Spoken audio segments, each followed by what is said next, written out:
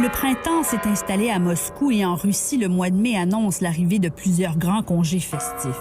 D'où ce message du président Vladimir Poutine, qui demande à son peuple de ne pas céder, car la situation est critique. Des scènes comme celle-ci, filmées par un médecin aux soins intensifs, sont devenues trop familières et tournent en boucle à la télévision. Mais ce dont on parle moins, ce sont des médecins qui meurent tous les jours. Ce mémorial improvisé à Saint-Pétersbourg en dénombre déjà 70.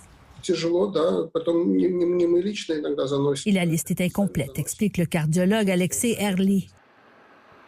Parmi eux, il y avait la chef des urgences à la Cité des Étoiles où s'entraînent les cosmonautes et où il y a eu une éclosion. Elle s'est jetée de la fenêtre d'un hôpital, selon ses collègues.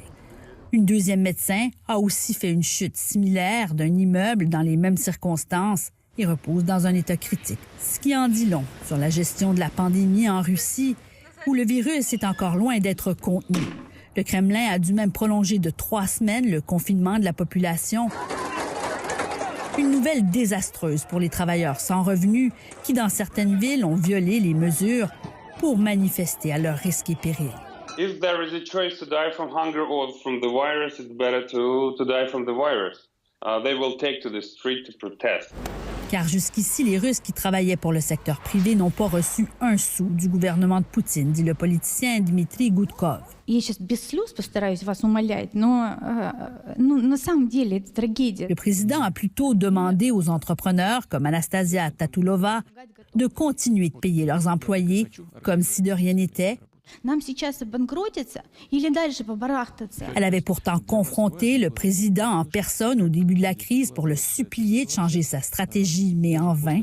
Quand notre équipe à Moscou l'a rencontrée, elle venait de mettre à pied 1800 employés sans aucune compensation.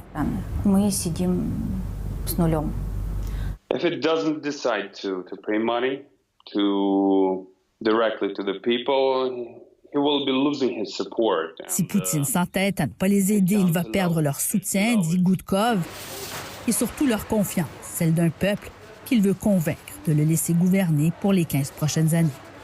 Ici Tamara Alterescu, Radio-Canada, Montréal.